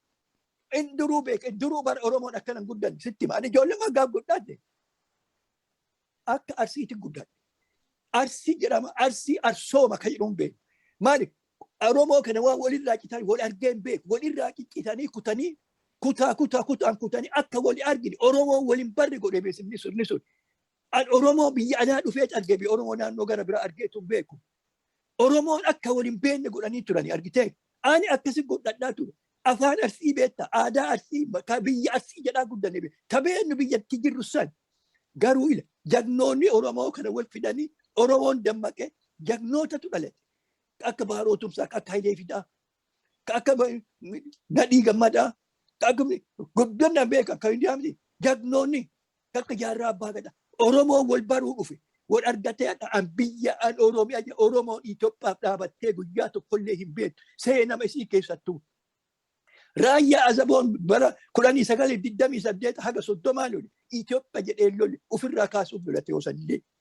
Kana seenaa kennadhaa kana caccabsee busheessanii harkan nama dhoggaafsi ijoollee dhaltuudhaa kan akka beenne godhuu warra tattaafataa warri akka Shimalisiifaa. Kana propaganda miidiyaan isa miidiyaa miti rakkinni beekta miidiyaa akka kontiroolii godhutti isaan. Kan dhuunfatanii miidiyaa kana ijoollee miidiyaa keessaatii miti ijoollee kana gidduu hundachiisu. Jireenya qaban yoo hojjanne ijoolleen kun. Nama achi jiru hunda abaaratu nurra hin jiru. Jireenya biyyasii beekuun nurra jira. Dhuunfatan ikoonoomii keenya dhuunfatan biyya keenya dhuunfatan tokkummaa keenya nu facaasan namni waan godhuun qabu. Kanaaf namuma argame hunda achi jiraaf abaaruun nurra. Asin oppidooliyoota akka instituushin abaarra malee namoonni keessa jiran jennee hin dandeenye. Even bilchiginna akka instituushinitti abaara Oromoo achi malee namoonni jiran jennee hin dandeenye. Saba ilmi Oromoo qabsoo addunyaa keessaa ka hubannu. Diina kan keessa nama keetuu natta. Odoodhaafni kun jaal. Adda Oromoo maa dhabe? Hoggana Israaf dhaaba Israaf dhabnee adhabe. Kanaaf nu taphataan. Maaliif jannoota maqaa dhabe kun namni isii adda maqaa waamu jira hin jiru. Jannoota maqaa dhoofne kan dhuman kan isii awwamamte kun kamaamu hin jiru. Kamee qabsoo Oromootiif godhan isaan waamaa hin jiru. Hiree itti argatte jarri. Opportunity. Namni opportunity argate kuba. Odoo isaan waamaa jiraatan haqa maqaa isaa leellisaa jiraatan hin maamtuu turte jarattiin turte. Kun hubatuma nurra jiru. Nama biikkoof achi yaafi abaaruun nurra jiru. Nama keenya sadarkaa hundattuu yoo of ijaare yoo tokko humna keenya yoo of ijaare ka adda achi jiru ijoollee isaan leenjisan kun keenya akka ta'u beeku nurra. Shimalli kumaatamaa leenjisan kun yoo Oromoon jabaatee ijoolleen kun harka qabatanii duddeeqanii aarmii tireendiidhaan akka dhufan beeku nurra jiru. Nama achi dhaqee fi abaaruun nurra jiru achi jiraatee maal hojjanni nu kan jiru. Kana konversii saba ka'uun Oromoo karaa barbaadee akka tuutti ijaaramuu dammaquu sabni keenya haga dammaqan humna barbaadaan humna kan akkamiin ijaaran dhaqadhaa Itoophiyaa faarsuu dhaabatu jira Tigire irkattuu dhaabatu jira nafxanyatti bilchigina jenitti mafxanya irkattuu dhaabatu jira Oromoo waliin dhaabatee irree ofii ximsachoo yoo danda'e duwwaa luka lamaan gad dhaabatee yoo lafa ijjate duwwaa diina kanallee ofirraa kaasuu danda'a. Kanaan alatti hiree kana waan nu godhaan jirre qabsaa'ota Oromoo dangamnoo kan yakka waan hin jirre jannoonni durii waan darbanii qamma dhufu information seenaa Oromoo waan hin beekneef adda Shimalis kanatti taphata artisiin jedha. Hiree isa goota ofii kan akkamiin maamuu dadhabe dhaloonni adhamee natti maa namni beektan himtu jiru gootuma maamamni kan dhaloota kana asiin nu ga'ee beeku. Dhaloonni addaa silaa gurmuu isaanii dhaloonni seenaa rakkeetu dhaloonni hundaa gurmuu dhaloota darbee irra ijjatee tarkaafuu hojjetee darbaya. Isa amaal isa irra waan dhabe isa caalu hojjeta jechuudha. Isarra dhaabatuu dadhabamee isaan irraanfatamee adda Amaaraa fi Tigiree faarsuu deebine isaan ulkataara nagargallee. Kuni of deebinee Oromoon akka sabaatti wal gaafatee uf gaafatee humna isaa tokkummaa isaa yoo cimsate namni isa dura dhaabatu hin jiru. Tigiree mileenii 5-6 geetturra irkata namni kenna mileenii 60. Amaara san Amaari sun walloon fa ofin dabartee ofin lakkoofti beekta. Walloo fi Oromoon 50 70 jechuudha. Kana mee ila kanaaf as deebinee uf ija kenna uf laalatu irra jira uf laalu irra jira injiraamti uf laalatu irra beekta maal jedha beekta warra jecha faranjeetti jira beekta maal jedhu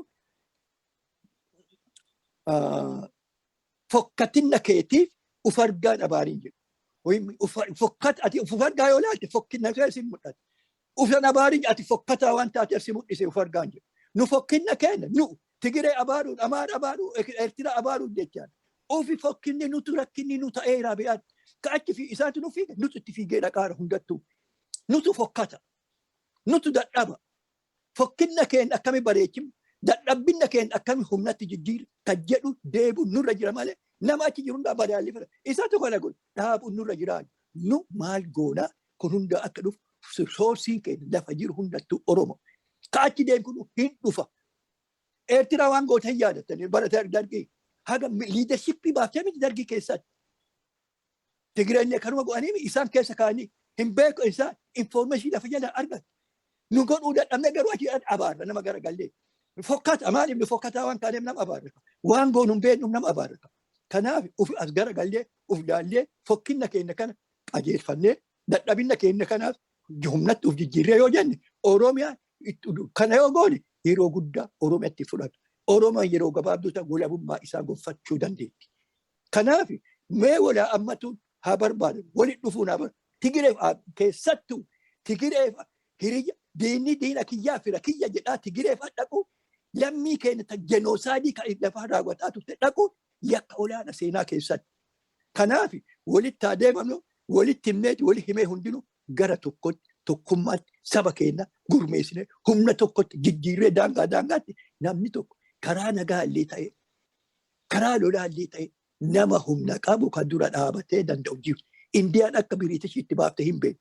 Qawween baaftee tokko ta'ee humnaan taanaan kan ijaarin nurraa opshiin hin qabaniin kaa'e. Oromoo yoo akka tokkotti si dhaabattu jiru. Humnaanis tolaanis hin dandeenya garuu tokkummaa keenya barbaachisaa hamba faarsuun waan seenaa Oromoon faarsu seenaa keeti jechuun seenaa keenya kan ta'an seenaa kee jechuun dhaabatu irra jira itti himuu danda'u nurra jira kan jedhu qaamgaan kiyyaan galatoom kana waan naganiteef.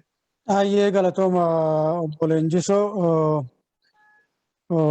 waan wannoo kaaftanii yeroo Xaaliyaaniin dhuftee bara 1936 waan ta'aa ture keessattuyyuu naannoo Oromootti Xaaliyaaniin baatetiin jennaan achi deebi'aniitiin irratti tarkaanfii fudhatanii nama Oromoo baay'ee fixan jettan kaaftaniirtu. Har'a Shimalis ka abaaraa jiru maqaa baandatiin amma baandaa ka jedhu san namni baay'een dhaloonni ammaa kun waan beeku natti hin fakkaatu. Baandaa jechaan nama bara Xaaliyaaniin biyya keenya dhufte san Xaaliyaanii wajjin dhaabate jecha. Baandaa kan hin abaaru. Baandaa jechaan nama diina waliin dhaabate. Xaaliyaaniin diina waan taateef diina waliin dhaabate jedhanii abaaran. Shimalis fa'aa baandaa jedheetiin abaara jecha. Yoo kana jedhu uummata Arsii akkuma isin jettan uummata birallee yoo san amma wannoo keessatti karaa Machaaf Tuulama karaa Weestii kanatti dhiyaa kanatti Itoophiyaa irraa baana jedheetiin iyyannoo galfatee konfedereeshinii Gibee Riijin jedhu ijaaranna jedheetiin Oromoota akkas jedhe sun hundumtuu gantuudha jecha. Baandaan akka isaan jedhan sanitti warra Xaaliyaanii waliin dhaabate jecha. Kanaafuyyuu uummata akkasitti yoo san Itoophiyaa san jibbuuf waan Itoophiyaa san waliin baay'een turinilleef Itoophiyaa san walillee waan seenallee waan waliin hin jirreef Oromummaa ofii san tiifachuuf warra Xaaliyaanii waliin dhaabate san baandaa jedhan.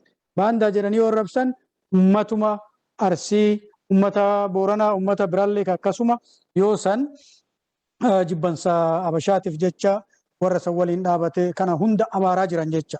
Uummanni Oromoo dhaloonni ammaa kana haa beeku baandaa jedhanii yoo abaaran akka warra isaa abaaran akka saba isaa abaaran beekuu qaba warra yoo sanii wannoo jedhe. Fakkeenyaaf waan asiin durallee jedheera akkuma Leenjisoo jette jecha tokkotu jira yeroo san Arsiin Xaaliyaanii ashkara ta'e ashkara jedhan wattaadara jechuun waraana ta'e jechaadha warra loletu jira. Kanaaf amma Xaaliyaaniin Haayile Sillaaseen galee jennaan sirba ittiin sirban tokkotu jira. Arsiitti sirbanii beeku. Nam tokkotti hin sirbin Arsii guututti sirban. Mataan amaamaa maree Xaaliyaanii jalatti bara Xaaliyaaniin achi jirtu san Arsiin jireenyi isaa wayyaa'ee amaamaa maratee Xaaliyaanii jalatti duudatti immoo kombortaa uffate miilatti kufcaamaa godhate kophee godhate jedhaniitiin kanaaf jireenyi isaa wayyaa'ee jechaaf amma Haayile Sillaaseen gallaan maal taata jedhaniitti sirban. Mataan amaamaa maree duudi kombortaa bare miilli kufcaammaa bare maal taata yaa arusii Haayile Sillaaseen galee jedhaniin. Warri Shimalis arra baandara jedhee arraf akaakayyoota kenna ababayyoota kenna kakkasiiti jechaadha. Kanallee uummanni jechuun dhaloonni haaraa haa beeku baandaa jedhanii yoo arrabsan maal jechuu akka ta'e yeroo baay'ee Shimalisiin dubbata. Mee achi waan tokko sitti maa beektaa sitti waan tokko jedhamu. Warra isaan baandaa jedhaniin kun beektaa adda faamili keen malma keen jaarsota jira adhallee jiru. Kayoo san lolan qawwee qabatanii isaan qawwee fi maadhanii xaadiyanii Amaaraa lolsee biyyaa buqqisan jiru adhallee. Adhallee ganduma keenya hedduutu jira. Jaaranii dingaruu amma. Oromoo argaati amma odoo yeroo kee haguma magaalillee argee bira dhaqee nama nantuutaa argee bira maani faamilii ganduma keenya ramuma biyyee nu firuma argee jiru adhallee kan durii kan dhume adhallee jiru dhugaan kan keetiisa. Ilmaan kun gaandaa jechuun biyya keenya irraa diina humnaan jenoosaadii nurra qabatee 150 fixee beekame miti Minilik Oromoo. Nama kana isa ofirraa kaasuuf lolateen baandaa jedhaatti fayyadu kun. Akkuma ammatti jetti isaanii nama lolabummaa ofiitiif lolateen baandaa jedhu. Sabni keenya kana ta'uun isarra hin jiru. Kana baandaallee hiikkare nama ofirraa kaasu ati yoo lolate Itoophiyaa yoo Itoophiyaa doon ati baanda. Ilmaan Oromoo qawwee qabatanii yoo lolatu irra jiru. Ani kan ilmaan Oromoo Tigiree wajjin inta Amaaraa qawwee qabatee lolatu isarra tokko ta'ee lama ta'ee shanis ta'e garuu tokkummaa san guddichi keenya akka ofirraa kaafnu dhugaa kee akkas isaan kan jedhanii maaliif dhagaa achirraa qabee Arsiin haga Haayile Sillaaseen kufutti Arsiin sibiilallee dhooggaa ture. Inni yaadadha yookiin ijoollee guddaan yoo Sidaamni Rifti Vaalii guddaa Rifti Vaalii kan baay'inillee deema. Baalabbaata wajjin dhufu yoo wicii wayii jedhanii waa baashanii baalabbaata qabtee poolisiin deema. Yoo Amaaratti argite sibiila lafa keessa hin dhositu. Dhooggaa ture. Sibiiluma eeboo qabattee deemu nu Arsii keessa dhooggaa ture. Keessattuu Rifti Vaalii kan maali akkasiin jedhu hennaa Sillaaseen naantiin foortii waan deemu hamaalola san ture nama fixanii bombiin maaliif naannoo laangannoo sana gosa naannoo san jirutti daa'ima dubartii dheera jaarsa manguddoo naannoo sanitti lafa looleefalli wanta jira kun naannoo amma yoo yaada beektee naannoo Baqqaleemoo hoteelatti ijaare sanitti achi naqaniitiin loowwan oofatti amaaduu waan beekaniif loo dhadhaaba jiraalanni kan laangannoo jigu isa ceesisanii achi haga ceesisanii boo dildila kutanii deebi'u odoo isaan hin deebiin namni maali akkatti hime waan haa beekaa namni beekullee hin jiru garuu mudhanii bakkeessanii halkanii guyyaa mata rayyasi laangannoo dhiiga ta'e jedhan dhiiga. Haga namni achi asi naannoon sun Amaaraaf diinuma ta'e. Naannoon kun Ormoorii naannoo nageelle yoo naannoo sana namni itti yoo yaadu. Haga beeku ijoollummaa keedhaan. Ati bulbulaa yoo magaalaa jira magaalatti qaboonnoo hadamtulluu abdari bulbulaa haga nageelle makiinaan irraa buutee hin dandeenye. Naannoo ispiid hin deemamu. Lafa jala taa'ee qodaa lafa taa'ee eeboma tanaan gommaa isii ilaaleedhaan yoo gommaa ajjeesu. Bara hennaa Sillaaseen kuma nama gama kuma tokko hidhaa adan bakkaatti fadanii turan. Karaa baalabbaatiin nama qabu argitee baalabbaanii waan godhu qabu isaan to'onna godha. Kan irraan kan ka'e naannoo kanatti qawwee Arsii yaadaan qawwee argate bara Xaaliyaanii argitee Xaaliyaanii qawwee tokko sukka isaan dhoogate. Amma yoo deebi'u Sillaaseen Arsii keessa qawwee dhiisi sibiilillee akka argamu edukeeshiniin akka argamu. Arsii of all Oromoo keessatti akka Arsii completely waan ta'e lafa completely irraa fudhatanii akka jiru irraa fudhatanii amma naannoo Rifti Vaalii yoolaatti naftanaan hin jiru. Lafti ka'eenyu ka warra nugusaadha. Nugusni irra taa'u garuu lafti isaan gabbatu. Ka'eenyu karaa inni karaa shimal eenyu buttaa jira ka'ulchaa kan iyyuu shimal eenyu masin shilasi karaa isaatiin baalabboonni horii namarraa guutanii karaa sanii galchuu ture. Warra nugusaatii galaabe. Maaliif namni lafa san fudhatee fudhatee taa'ee hin danda'u. Kanaaf Rifti Vaalii qabee godhatte shaalli laangannoo fi shaalla irratti mana wonnoo ijaarratee nu gufni beeta mangisti kasaan jedhan kana garuu odoo dhaqu ilmi nugusaa yoo du'u akka waaqaa godhatu waan tokko nugusa itti amaltu lammaffaa dhaquu dana kinneemni itti gali. Maallaqa bishaantu jira akka wannaa oo'aayanii hin burqa akka irra taa'u. Faranji achi deemte turiizimiin kun dhaqee isarra taa'aa ibidda kana kanaaf deemu godhatan. Kanaaf Oromoo waan tokko hin qabamne godhatee apartheid kan jedhu uuman Arsii keessatti nama education nama odoonaan no anama the first group education warra deeme keessaa no education hin jiru Magaalaa ati galteen dandeettu naannoo sanitti. Isii dhuma irratti gara sikii irratti nageellatti itti gaminan ta'an haadha manaa ta'ama isaatti jaanne shaashimannetti alseenaa oodii ani elementary jaa. Isin the last minute waggaa 60 jedhabaan jedhaanne nu isi galle. The first group iyyuu akkatti galle bara mangistii kanatti. Kanaaf Arsii is the most akka saba biyya Oromoo keessattuu akka Arsii lafti complete irraa fudhamee wanti hundaa irraa cite hin jiru. Kan argina dhallee yoo laallu guddugaanuu siin jedha. Namni gadoon nu qabnu kana kan jennu gara kanarraa. Kanaaf nama gara Tigireef Amaara deemu dhugaanuu akka wayititti wanta nu dhagaamaa beektaa. Yakki inni hodha. Jarri kun nadhii gammadaa faqalchiise. Kakanni Oromoo beeku. Ka Oromoo kennisiise malee hin baanu biyya keenya. Nama keenya kaafne hin deemu yaani nadhii gammadaa daawwitiif sa'aatii kennise. Dhoosaan waan hin jirre himatu nama hundatu beeka. Guutama hawaasa saba keenya kaafne hin baanu yaani. Security Eertiraaf Tigiree kennan. Dhaqanii odoo isaan karaa jiran marsan. Guutama odoo tokkos du'e nadhii odoo nama manguddoo mana go'ee mana nagaan godhu marsanii mana qabatan. Akka waliin beekamu. Oromoo akka nu godhanii jalqee. Kanaaf hama ati waliin araaramuuf Tigireef Amaara waliin araaramuuf sadarkaa international deemu dura genoosaayidii godhaniif acceptii godhu genoosaayidii ta'e jedhanii fudhatu. Lammaffaa genoosaayidii saniif yeroo fudhatu dura recognize acknowledge. Lammaffaa acknowledge yoo qanin booda isa sanii dirqama responsibility nutu godhii fudhatu isaan irra jira. Kan adunyaan kun sadaffaa kan godhan apology godhu isa irra jiraan. Sadaffaa kan gumaa kaffalu isaan irra jiraan. Jaarman kana goote. Israa'eliif illee kana goote. Hereeroo fi nama kiyanii West Africa illee kana goote. Abashaan illee odoo wanni kana godhu. Kanaan walitti dhumneen dan. Oromoon kana hubatu irra Tigiree Amaara fiigu kun kana hubatu irra asii walitti dhufneetu hin dandeenyu. Kanuma jedhuu barbaada galatoo. Galatooma Obbo Leenjisoo. Obbo Liban gaafima san irratti Itoophiyummaa Shimalis Adunyaa faarsuu ka jedhe san irratti Itoophiyaa Oromoo fi Itoophiyaan addaan hin baatu ka jedhe gaafima san irratti Haasawa Shimalis san irratti jecha dhumaanuu jedha. Galatoomi Shimalisi aduwaatti Oromoodha kadiina injifate. Itoophiyaan Oromoon ijaaramte. Itoophiyaan Oromoon kabajamte. Miili duwwaan Room keessa fiinneetiin Oromoo kabachiifne. Nagaa uumneetiin peace laureate taaneetiin Itoophiyaa kabachiifne. Oromoon kabajamteen Itoophiyaadhaa jedha. Waraana duwwaa fudhannuuti. Kanaan durallee yeroo tokko kaafnee turre waraana addunyaa akka ta'e haa fudhannuuti. Waraana Ingilizaa South Africa, Zimbabwe, Rhodesia, Tanzania, Botswana, kolonii Ingilizaa ka South East Africa jiru kan haga Kenya ga'utti waraani keessa rikuriitii ta'ee Itoophiyaa dhufe.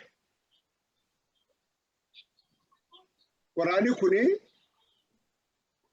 nam kuma keessaa nam 100 hin ga'u Ingilizii.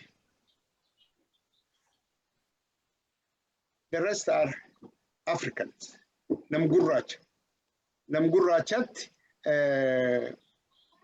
waraana sun keessa qofate Xaaliyaaniin wallolee akka Ingilizii injifateetiin Itoophiyaa keessaa Xaaliyaan baasu qooda guddaa akka fudhate waraana Afrikaati.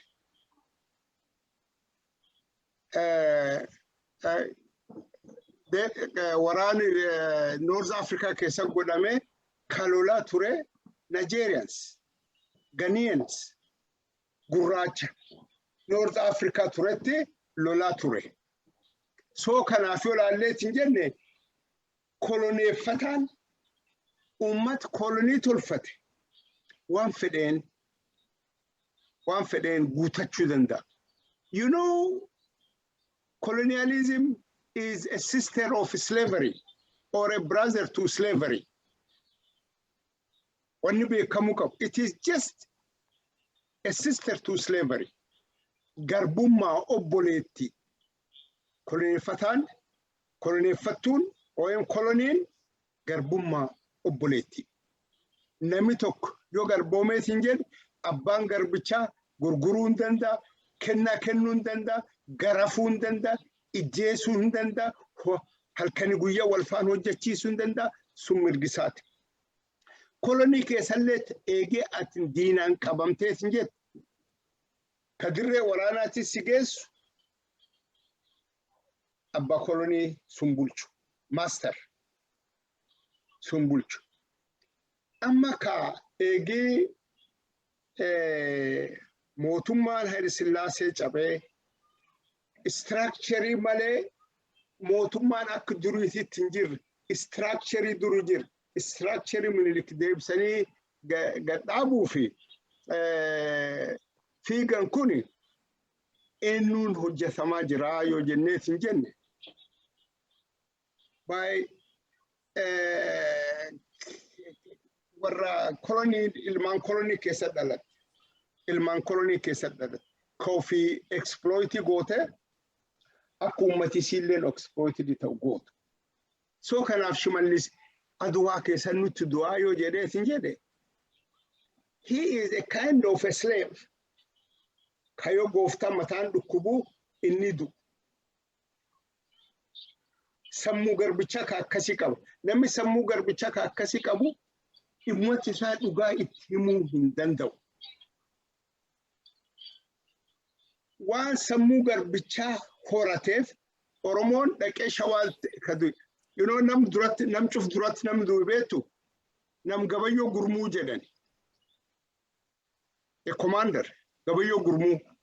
Amarillee maqaa isaa hin kaafte Gabayyoo bimoota takka Baalchaa Badfaa Galabaabaa bichaa labichaa jetti. Gabayyoon suni he was already nam yoo Minilik mataan bowwaafatu inni du'a qopha. Minilik beete kristaan seene Maariyaam jedhee boohaa. Irratti Obbo Liban Gabayyoo fi Minilik yeroo tokko dhalatan naannoo tokkottis dhalatanii akka bashaan himtutti. Amma gaafa Gabayyoon maal jedhanii Gabayyoon yoo duuban dhaame odoo dheessuu dhaame kanaafuu biyya nan galchina achumaan awwaalaa jedhee jedhan. Yoommoo gara duraatiin adda kadhaamu taate odoo lolu dhaame jedhee achitti Xaaliyaaniin ajjeeftetiin jennaan matreesii wannoo madfii jetti madfiisan dhukaasa. Yoo inni achirraa kufeetiin du'eetiin jedhu waggaa 7 booda immoo Minilik fuuseetiin galchaniitiin awwaalanii jedhu. Eega du'ee waggaa 7 booda Aduwaadha. Naannoo Aduwaa sanii. Ayyee itti deebi'a.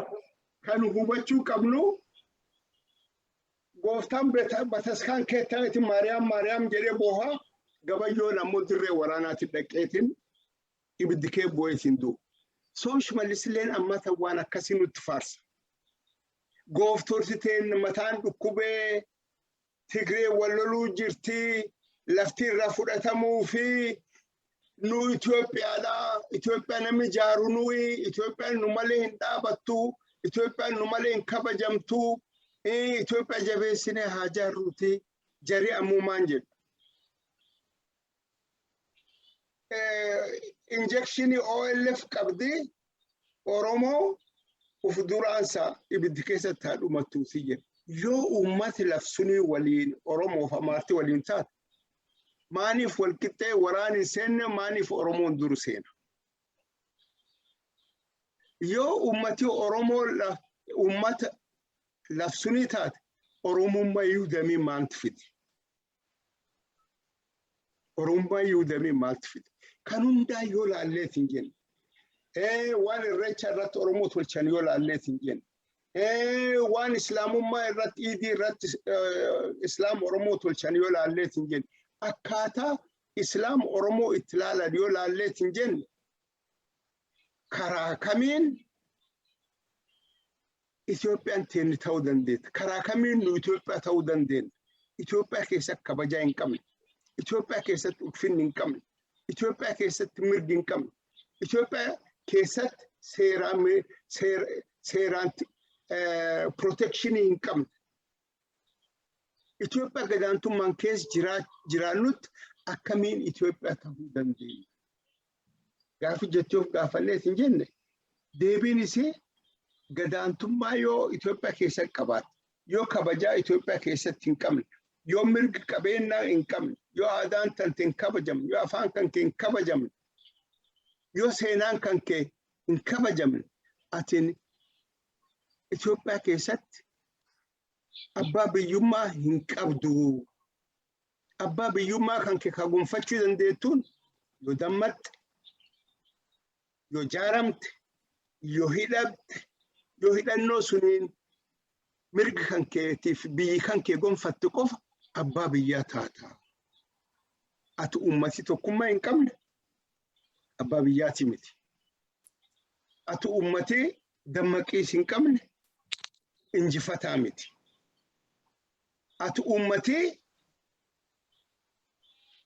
garaan si sobaniitiin beesa diqqoon tokkoon si sobanii waan hagancuuf si jaalatan hagancuuf diini si jaalatan sitti fakkeessan atiin ummata bilisaaniiti. You know, nam cufaa gos cufaa addunyaa gubbaatti gosinni keessa dhalate guddoo Ayhudaan maan jette. For every nation, for every person, a nation to which he is born is the most important. Nu wanni dhukkubbiin Oromoo nutti dhagaamtuuf waan Oromoo keessa dhalanneef. Wanni madaan Oromoo nutti dhagaamtuuf waan Oromoo keessa dhalanneef. Wanni harma muraan hagarraa nutti dhagaamtuuf waan Oromoo keessa dhalanneef. Waan calii calanqoo nutti dhagaamtuuf waan Oromoo keessa dhalanneef. Ati Oromoo keessa dhalatini wanni nu dhibu tokkolleen hin jiru. Wanni nu dhibu tokkolleen. Arra yoo laallees hin jenni bachoo salaalee maanii ummati buqqa'eetiin baalee fi arsii keessatti qubatees hin jedhu maalti Oromoon ardaan qubata. Booranii arda qubata qaba, Gujiin arda qubata qaba, Arsiin arda qubata qaba, Arfan Qalloo arda qubata qaba, Jilleen arda qubata qaba, Macca arda qubata qaba, Tuulama arda qubata. Maalti shawa Oromoo hagan ga buqqiseetiin Arsiif baalee fi yoo atetteetiin jette diina uummata koloneeffatuuf tattaafatut ka qalee ka ammoo lubbuun bahe gos qaba gargosuu fi garnamuu fi baqateetiin baalee fi Arsii keessatti lubbuun bahe. Seenaa uummati keenya beekuu qabna. Ka uummati keenya arrallee lafa hin qabne, ka uummati keenya mana haakimaa hin qabne, ka uummati keenya rakkoo isaa nam arguuf hin qabne, nam isaa ka dubbatu arrab keessa buqqisuuf tattaaffiin godhamu injifanne dhuunfanne jedhaniitiin nam soban. Ani fakkeenya tokko sentimaa Baalee keessatti biyyi takkatti adda tokkotti Ana Jibriileedhaan jira. Teessoo biyyoo jedhan. Teessoo biyyoo eel tokko qabdi. Arsiin eeriyaa sun qubachufti eel sun dhuga. Abdii illee fideeti waraan irra qubsiisee Oromoo bisaan waraabbachuu dhuga. Oromoo bisaan waraabbachuu. Sabab suni teessoo biyyoo waraanii ka'e. Waraanii ka'ee namni wal nyaatee wal qalee wal balleesse Arsii keessa namni 18 ollaa tokko mandara tokko keessa namni 18 dhumate. Nam 18 sun warri mandar suni boolota akka tawaalee irraa hin godaan jedhee achi bakkumsuun isaa tataa'u itti dhufe anidhe. 2019 dhufee iltiyyaan arge namaa miti oduu miti iltiyyaan arge. Mootummaan arra itti Oromoon laf dhuunfatte jedhu suni aanaan kiiloomeetirii 32 bakka sanirraa fagaata. Poolisiin dhufee laalle, bulchaan dhufee laalle, Abbaa nagaa namee dhanis nama nagaa hedduu deeninneeti jedhanitti hafanaa horii dhufeetiin uummat sullaalee waaqisan balleessu dhumadhaa waaqisan gargaaru jiraadhaa adoon jedhiniin ka'ee deeme namni ittiin deeme uummata akkasiitiin biyyi dhuunfate jennee isin dubbanna biyyoonni beelna uummatyoonni beelisa namni hin garreefitti biyyi dhuunfate jennee dubbanna. Uummata abbummaan arge gurri qabeetti mani hidhaagalchuu itti biyyi dhuunfate jennee dubbanna. Yeroo biyyi dhuunfachuu waan hedduu qabdi. Not only namni gogaa hoolaa uyyifatte angoorsa taa'u miti. Shimalis Oromiyaa bulchuu miti yookaan abiyyi xaqlaa muummichi ministeera ta'uu miti. Barcuma suniin uummata hojjechuu danda'uudha ka biyyi dhuunfatte jetteetiin namatti himuu dandeenya. Kun hundinuu hin jiru. Oromoon biyyi dhuunfachuuf abbaa biyyaa ta'uuf afaan mi'aawoo guldeemuu dhiisuu qaba. Oromoon hadhaa dhugaa hadhooftuu liqimsuu danda'uu qaba. Oromoon dhugaan hadhooftuun nu itti himuu dandeenyu Oromoon dammaquu qaba. Oromoon jaaramuu qaba. Oromoon hidhachuu qaba. Oromoon hidhannoo isaatiin uf kabachiisuu danda'uu qaba. Fuula dhaqeetiin lafa Amaaraatti du'u mirgi isaatiif arsiifuu Shawaa Wallaggaa keessatti Booranaa Gujii keessatti Harargee keessatti duhuu danda'uu qaba mirgi isaati adoo falmatu. Lafa Amaaraa maan keessa qaba. Amaartii akkam guddatte bakka andi gaallaa zigaa moototanii to'alletti akkam guddatte. Leenyaa siffaalem si wadde qaadaleme moote hin jettu. Gaallaa tokkotti asi du'eetiin as gara addaa ta'e ciisa. Qawweef xiitii irra fuudhaa yoo fedhe waraabessaa nyaatutti jetteetiin bira deemti. Uummata akkanaatii teennee loluu jirra. Akka mukaa ibiddan nu naqani. Oromoon yoo hin dammaqin ibiddi dhaqee keessa gubatu kan diduu hin danda'u. Waan haarettii tokko isinitti hima. Akka mootummaan amma TPLF yookiin TDF Tigray Defense Forcein Walloo keessatti fuula hedduu qabatee jira. Gondar keessatti ilmi Amaaraa kan miila lamaan deemu cuftinuu qawwee qabu. Walloo keessatti akka Oromoon qawwee hin qabne akka uummati Walloo qawween hin kennaniif beektu. እነዚህ የዘር ሐረጋቸው ጋላ ነው ጠበንጃ አትስጧቸው ሐሳባቸውን ሊቀይሩ ይችላሉ that's the politics ወሪኩን ህዲሳኔ ኦሮሞዳ የቀወ እርገተን ያዝ ጅጅራችን እንደንዳኔ ቀወትን ከንና ይላል ከኑን ደጅራ ኡመቴ እንጃራሜን ባላ ጉዳት እርጅራ mootummaatti sijjeessisuu jira. TDF Walloo keessa nama ganaa fixee jedhan maqawween kennineef akka ofirraa loluun beeka. Waan inni Oromoo ta'eef qawweetti hin kennin. Haile Sillaaseen Arsii qawwee dhowwa. Abiyyi Faan Walloo qawwee dhowwarte. Garaagarummaan isaa maali? It's two sides of the same coin. Haile Sillaaseen Arsii dhowwa. Abiyyi Armaan Walloo dhowwa. So kana hundatti jira. Uummat keenya caqasa dammaqa jaarama hidhadha diin ufirraa ittisa diin ufirraa cabsa baduuf deemtanii jechuu fedha.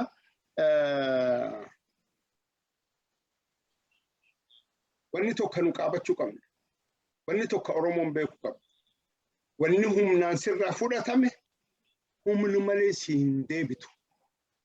Whatever is taken by force can only be retrieved by force. Karaan dibiin hin jiru. Humnaan sirraa fudhatan humnaan malee karaan dibiin tolaan namni si deebisu hin jiru. Kan beekuu qabna. Oromiyaa wala boomta arguuf kaarpeetii diimaa irra deemuun hin jiru. Lolaa dhiigaa keessa deemuu danda'uu qabda. lafee diinaa caccabsaa irri deemteetiin Oromiyaa walaboomte bahuu danda'uu qabdi. Kana alatti yoo diin ofirra hin cabsin si cabsa diinii. Si cabsuu qofa don ta'inu si bulleesseetiin akkati mataa waliin qabanis tolchi. Abiyyuu mataan isaa 200 ዓመት እኮ ሰብራቸዋለሁ jedhe. Ilma abbaa gadaa jedhee Shimalis dubbata. 200 ዓመት ተሰብራችሁ እንድትቀመጡ ነው ሽባ አድርጌ ማስቀምጣችሁ ኦሮሞን jedhe. Kanatti ilma abbaa gadaati. Haganum jechuu fedha fayyaa ta'e. Ayyee keessummoota kennaa marii kenna karraa kanumaan goolabna. Waan asitti argamtaniitiin marii bareedaa kana haasawa bareedaa kana daawwattoota kenna qooddaniif baay'ee galatooma isiniin jedha. Daawwattoota kenna qophiin kenna karraa kanumaan raawwata. Haga qophii biraatiin gaafa biraa walitti deebinutti horaa bulaa nagaan jiraadhaa isiniin jedha.